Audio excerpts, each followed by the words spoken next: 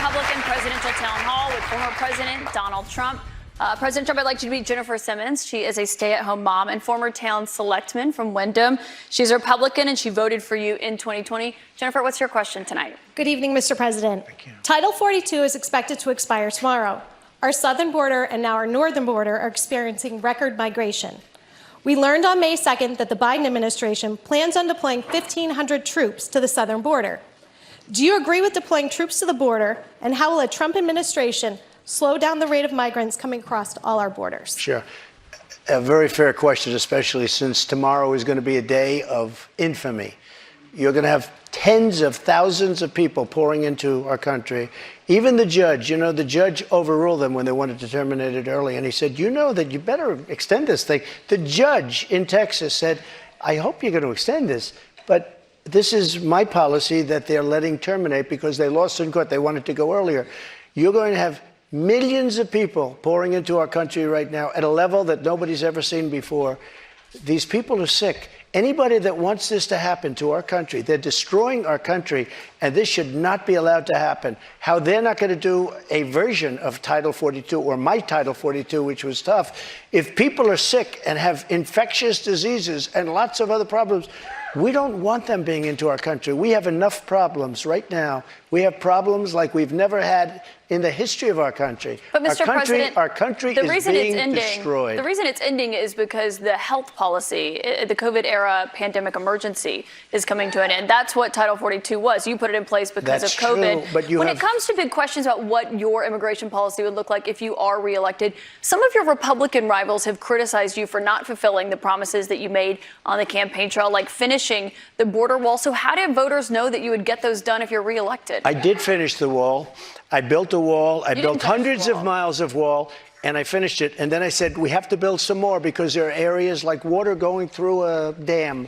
There are some areas where a lot of people are coming. You close up one, and they come into another.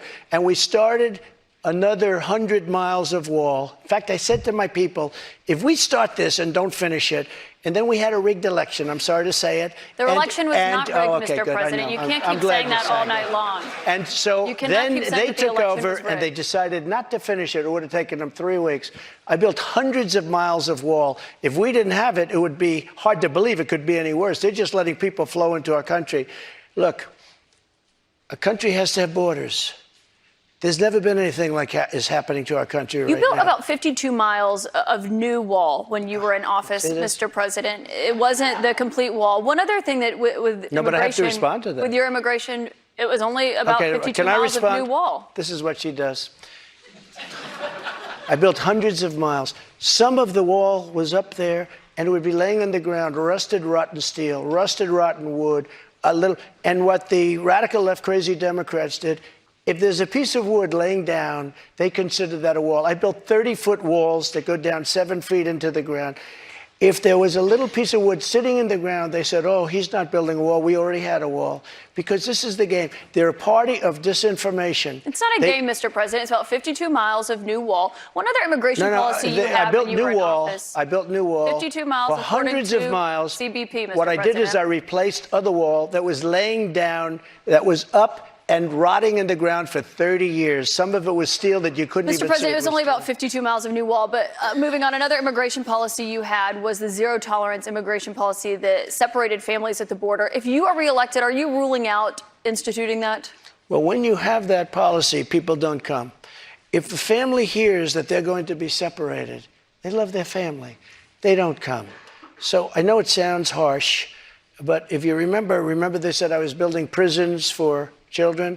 It turned out that it was Obama that was building the prisons for the children. But would you re-implement that if you're reelected? Is that what you're saying? We have to save our country, all right? So it sounds like that's a yes. No. When you say to a family that if you come, we're going to break you up, they don't come. And we can't afford to have any more. Look at New York City. Look what's happening. They're living in Central Park in New York City. The city is being swamped. Los Angeles is being swamped.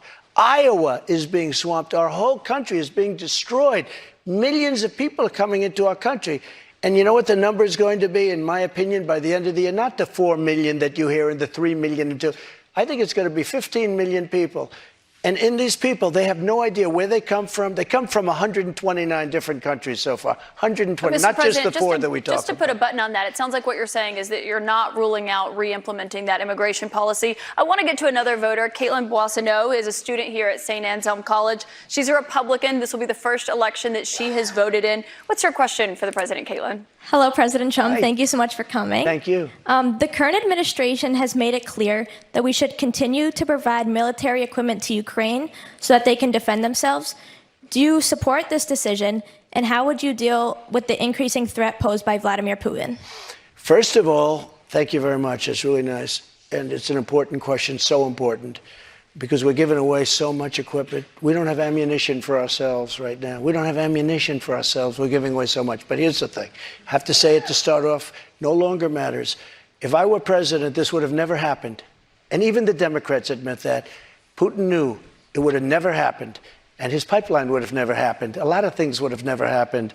But this would never have happened. And all those dead people, both Russian and Ukrainian, they wouldn't be dead today. And all those cities that are blown up and disintegrated right to the ground, that wouldn't have happened. Okay, now, here's the problem. We've given so far $171 billion.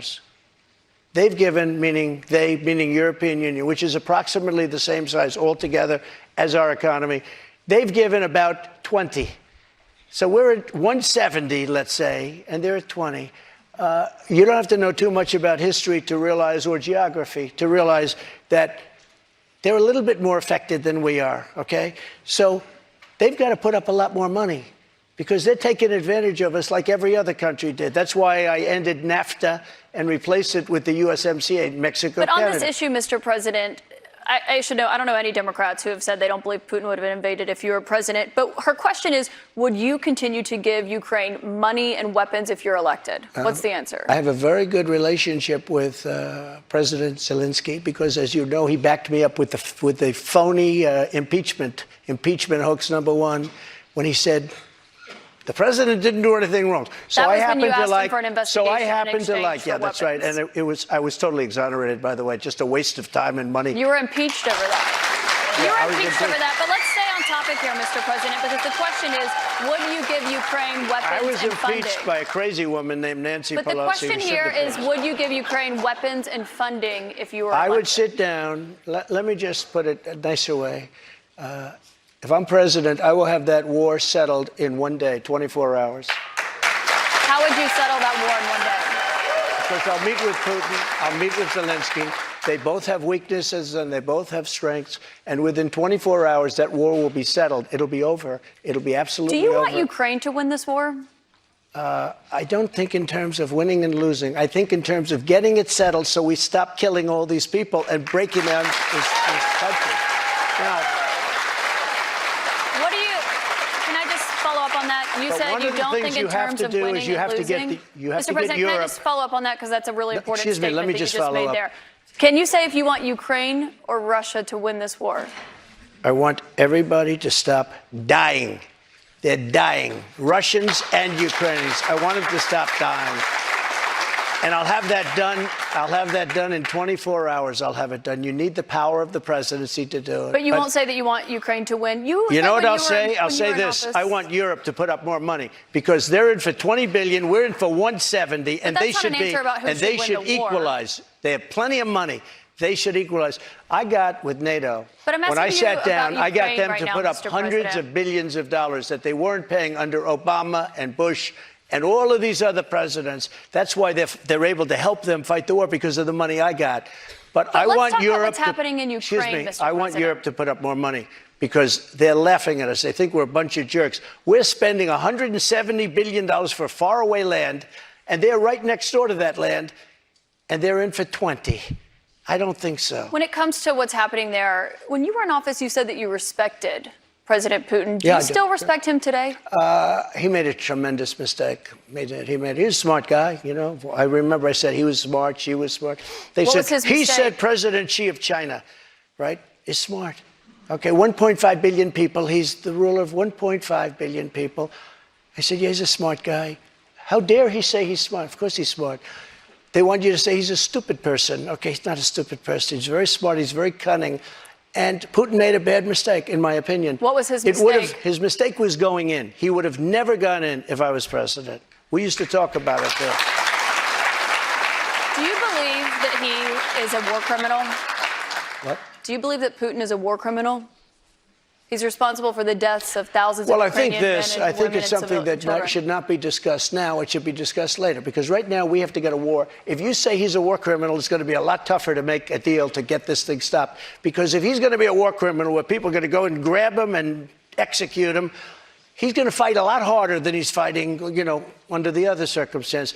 That's something to be discussed at a later date. But isn't it right now, important we to want call to it get what that it war is? settled.